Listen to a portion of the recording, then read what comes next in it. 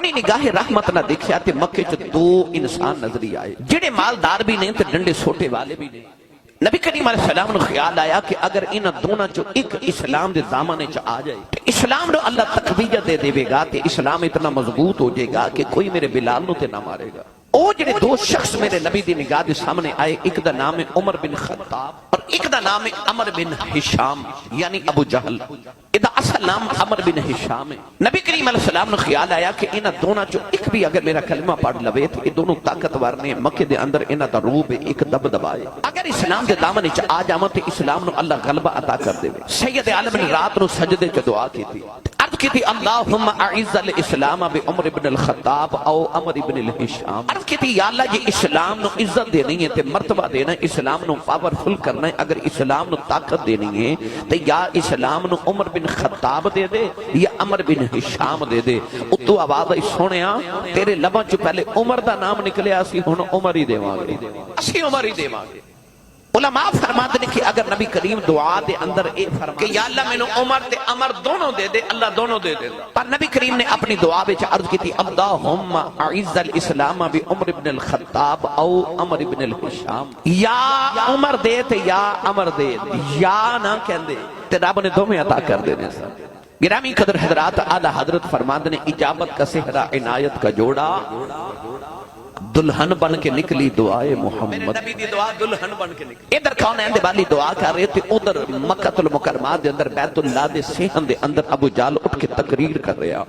ابو جہل اتنا غصہ ہے کہ بول کے کہنے لگا کہ اج اگر کوئی نوجوان محمد دا سر اتار کے لے آوے، میں ان سرخ رنگ دے عربی سرخ 100 اونٹ دیواں گا. قیمت جو سب تو قیمتی نایاب اونٹ 100 سرخ رنگ دا عربی اونٹ دیواں گا.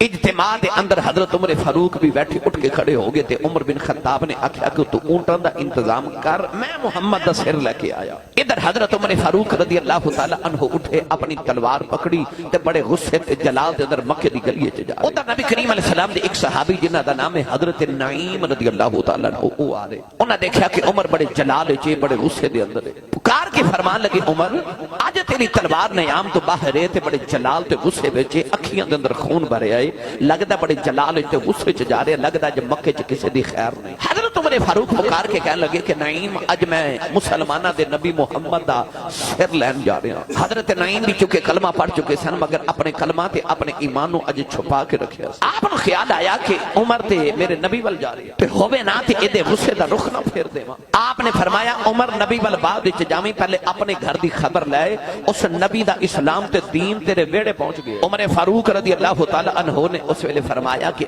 نعیم میرے گھر محمد دا اسلام کی میں پہنچ گیا. آپ نے فرمایا کہ جس نبی دا سر لین جانے اس نبی دا اسلام تیرے بیڑے انج پہنچ گیا کہ تیری بہن محمد دا کلمہ پڑھ چکی ہے. عمر فاروق رضی اللہ تعالی عنہ نبی پاک دے گھر وال جاندے جاندے اپنی بہن دے گھر وال مڑ پے. نوجوانوں ادھر بہن قرآن مجید دی تلاوت بھی کر دی، بہنوئی بھی کلمہ پڑھ لیا، بہن نے بھی کلمہ پڑھ لیا. ایک صحابی رسول قرآن مجید سکھاون واسطے آئے. عمر نے دروازہ کھڑکایا، بہنہ اپنے بھائی دے پاؤں دی آواز بھی پہچان لیا.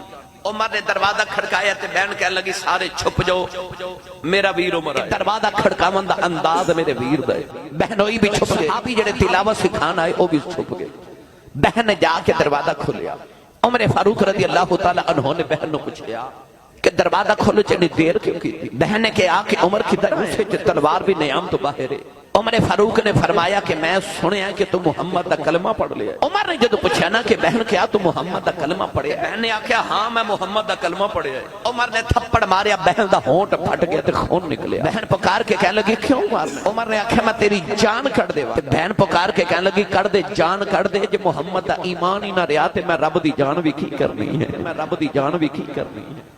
گرامی قدر حضرات، عمر فاروق نے تھپڑ ماریا تے آکھیا تو دس محمد دا دامن چھڑنے کے نہیں. بہن کہنے لگی پھر ایک گل یاد رکھی، جے تو عمر ہے میں بھی عمر دی بہن. جیڑی ماں دا تو دودھ پیتا ہے نا میں بھی اسے ماں دی. جیڑے باپ دی تو اولاد ہے میں بھی اسے باپ دی تھی. مار جتنا مار نہیں، آکھیا مار جتنا مار، میں محمد دی ذات نہ عشق بھی کیتا ہے.